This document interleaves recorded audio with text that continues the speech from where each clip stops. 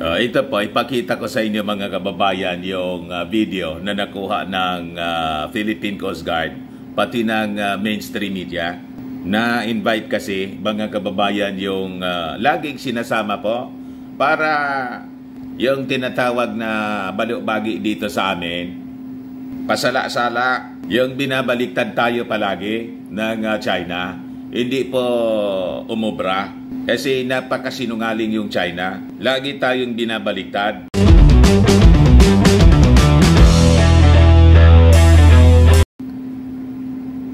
May swarming na naman pala mga kababayan ng mga Chinese vessels doon sa may Ayungin Shoal. Kaya pala pinaghabol yung ating resupply mission mga kababayan. Kasi mabubuking na naman mga kababayan yung kanilang swarming activity, yung pagdami ng kanilang mga vessels na malamang nagnanakaw na naman ng ating mga marine resources sa ating territory. O yan po mga kababayan, sabi sa balita ng Philippine Coast Guard, biggest China fleet is spotted near Ayungin Shoal. Chinese vessels in high seas chase of Philippine boat with media. Na-record po mga kababayan ng media, local and foreign media, in-invite ng Philippine Coast Guard. So documented po, hindi makakapagsinungaling mga kababayan yung mga barkada ni Maudigs. O yan po mga kababayan yung pambubumba ng water cannon sa ating resupply mission na document ng Philippine Coast Guard at ng mga foreign and local media po.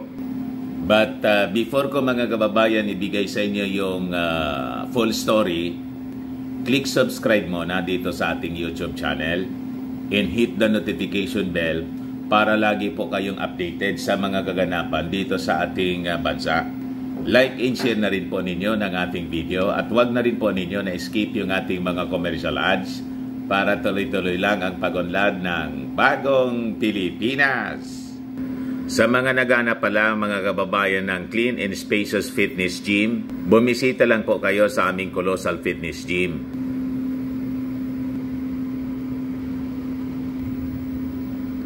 We also offer Grab car rental with our brand new 2023 model ng Toyota Innova. We also accept booking for those who are planning to travel via PAL and Cebu Pacific, and bills payment po para sa Meralco Bills, PLDT, etc. Ang Colossal Fitness Gym po matatagpuan sa 3rd floor ng Security Bank Building, Lanco Business Park, Legazpi City, Albay. For your inquiries po, contact lang po ninyo yung aking anak, Jilon Maravillas, sa number niya 0966-802-0949.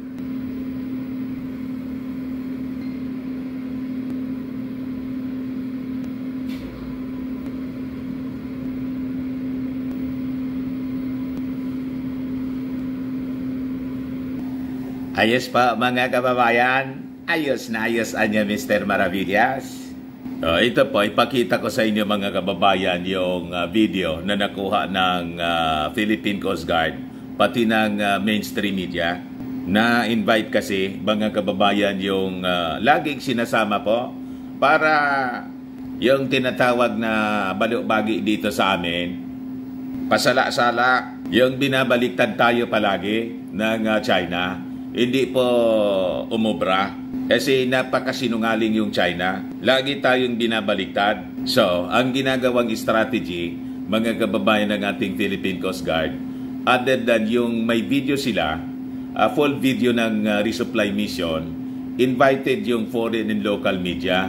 So, marami yung mga witnesses. Ito po, mga kababayan. Diba? Medyo magalaw lang. Magalaw, siyempre yung dagat.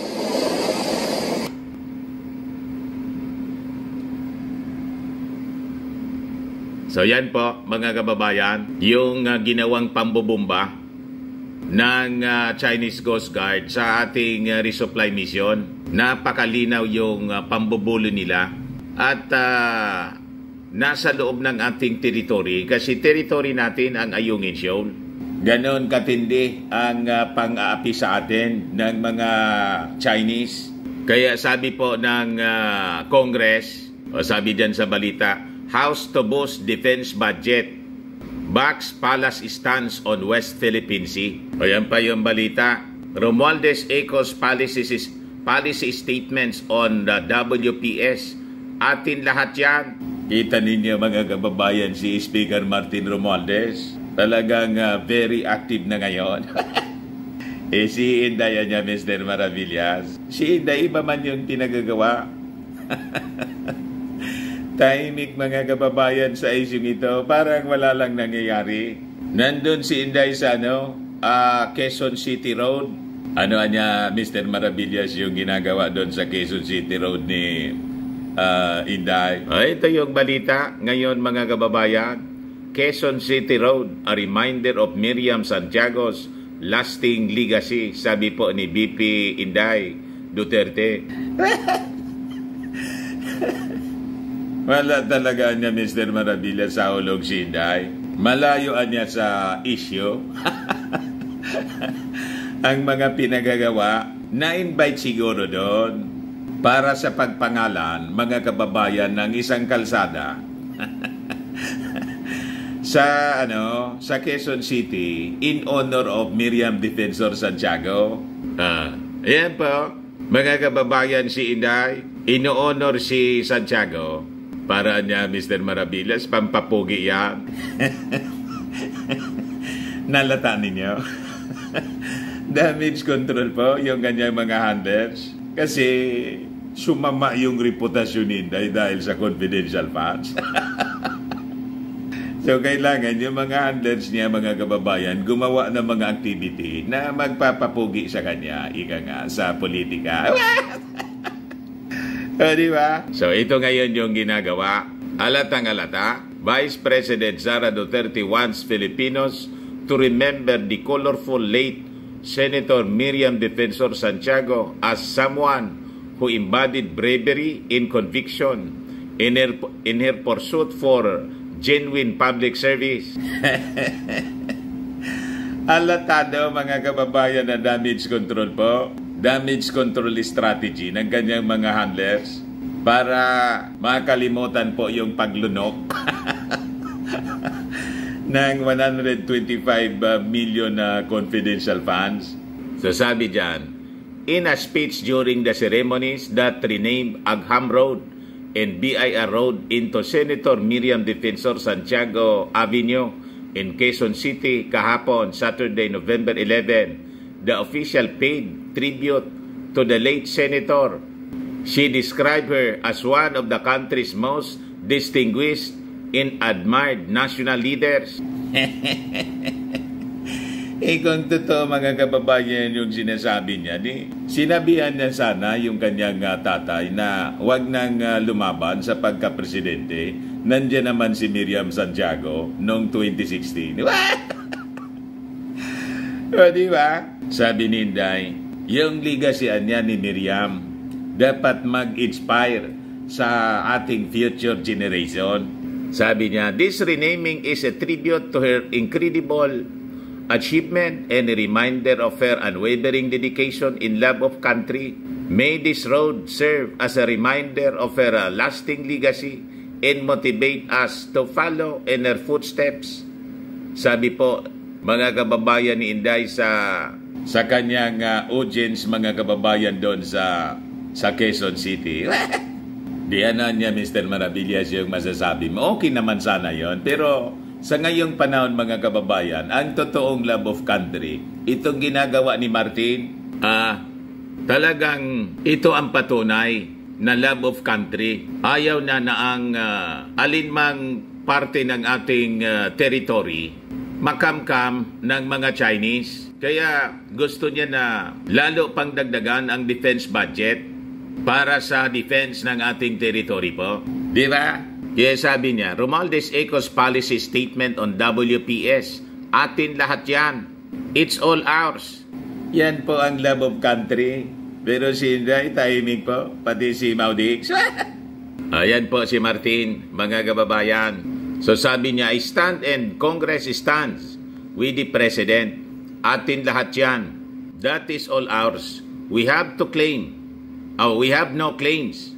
Kasi ang anya, it's our territory, sabi po ni Martin Romualdez. So Congress stands behind the President in his policy statement. Wala kaming claims. Atin yan. And the House of Representatives will support that 100%. Ganon mga kababayan yung sabi ng Speaker of the House kasunod ng latest na harassment at pambabomba ng water cannon ng mga Chinese sa ating resupply mission. So sabi dyan, Romualdez, leader of the 300 plus strong chamber, gave these remarks in the backdrop of continued aggressive moves by China in the West Philippine Sea. During the same forum, the House chief vowed that the government will maintain the presence of BRP Sierra Madre, a repurposed World War II era vessel in the West Philippine Sea. Yan mga kababayan ang totoong love of country. Di ba? Suportado ng aksyon. Ito yung aksyon mga kababayan ng House. Dagdagan ng budget para sa defense ng ating territory. So yan po mga kababayan. So sabi dyan, under the proposed 2024 budget, the allocation for the defense sector is 282.7 billion pesos or 21.6% more compared to the 203.4 billion pesos allocation ngayong 2023. This fund will support the land, air, naval forces defense programs totaling to 188.5 billion pesos as well as the UN peacekeeping mission among others to ensure domestic security. Sabi mga kababayan ni Martin, itong amount niya does not include the 1.23 billion worth of confidential intelligence funds which the House of Representatives realigned to frontline agencies in charge of ensuring national security and protecting the country's territorial rights dito sa ating West Philippine Sea. Ganon mga kababayan ang love of country, hindi yung lahat buladas lang, hindi puro ngawa. Di ba? Hindi ngawa, kundi gawa.